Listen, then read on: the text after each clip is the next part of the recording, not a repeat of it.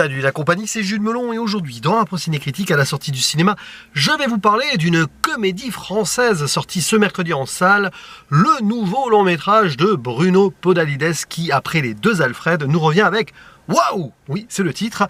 Et un casting richissime, puisque c'est un petit peu un film choral quand même. Nous avons dans les rôles principaux Karine Viard et Bruno Podalides lui-même. Et autour d'eux gravitent Sabine Azéma, Eddie Mitchell, Agnès Jaoui qui est là au début. Il y a également Manu Payet, Félix Moati, Roche Dizem qui apparaît vers le début aussi du film. Et Denis Podalides très rapidement, Florence Muller, Isabelle Candelier ou encore Patrick Ligardès. J'ai même eu le plaisir de retrouver Claude Perron vers le milieu fin. Bref, oui, il s'agit d'un film sur des agents immobiliers, deux, qui vont tenter, en tandem mais de façon séparée, de vendre deux biens.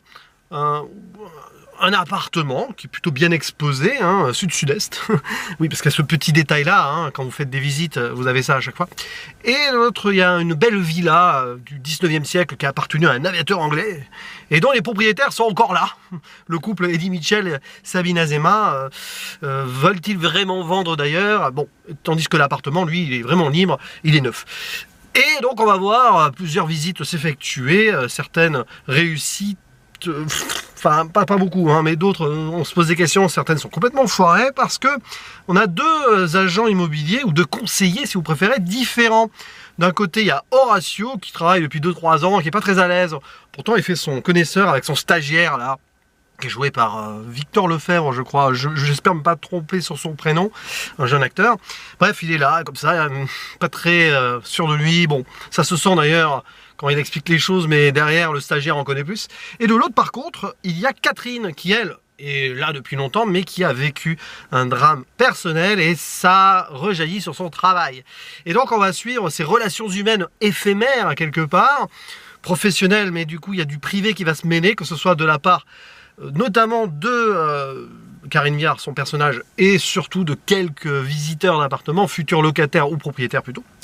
Et voilà, quelque part, le film avance comme cela, de scène en scène, presque film à sketch, mais plutôt de scénette et chorale. Et alors, c'est ce genre de film parfois avec lequel j'ai du mal, mais c'est très appréciable et très sympathique car le rythme est bien soutenu et on s'amuse. Évidemment, il y a des trucs qui sont drôles, un petit peu rigolos, mais des fois on a des petits, comme ça, des barres de rire, notamment vers la fin. Il y a un pétage de plomb du personnage Isabelle Candelier, je crois.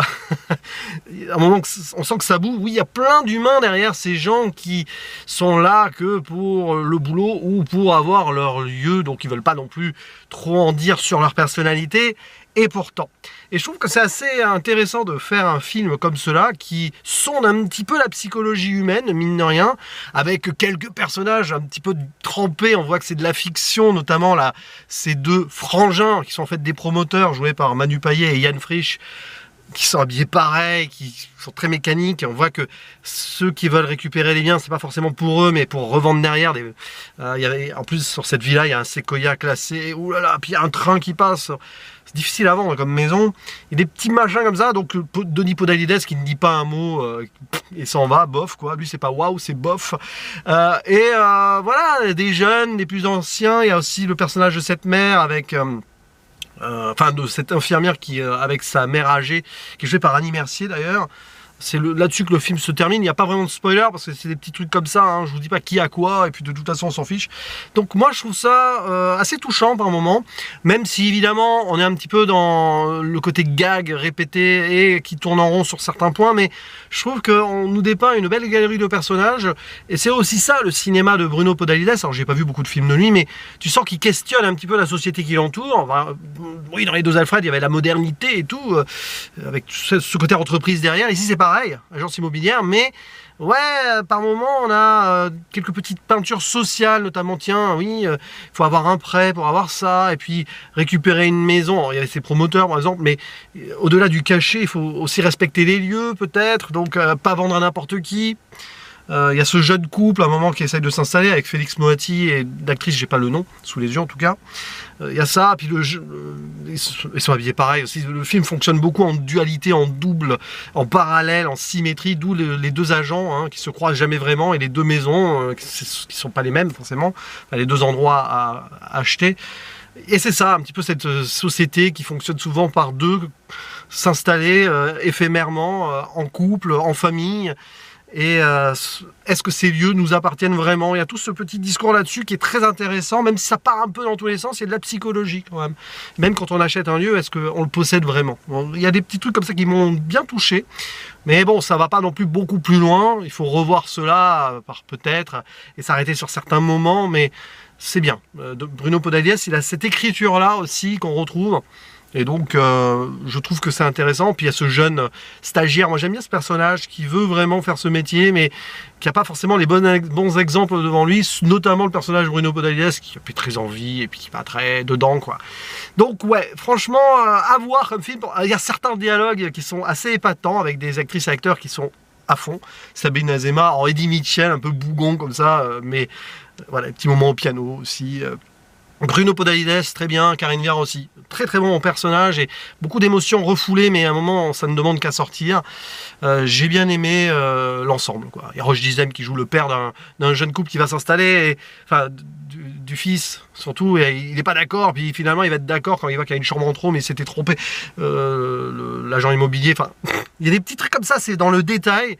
Et c'est assez fin, je trouve. Donc oui, waouh, je vous le conseille, ce ne sera pas la révolution cinématographique de l'année, ni même dans le genre pour le cinéma français, mais je trouve quand même qu'il y a un petit cachet. C'est comme quand on visite une maison, ce film il a un cachet.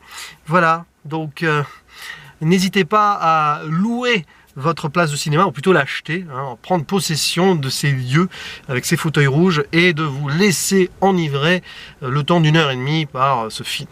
Et n'hésitez pas à dire en commentaire ce que vous pensez, bien sûr, de waouh, parce que c'est ça, l'effet waouh quand on visite une maison, l'agence immobilière s'appelle waouh, mais c'est l'idée aussi, il faut faire dire waouh aux gens.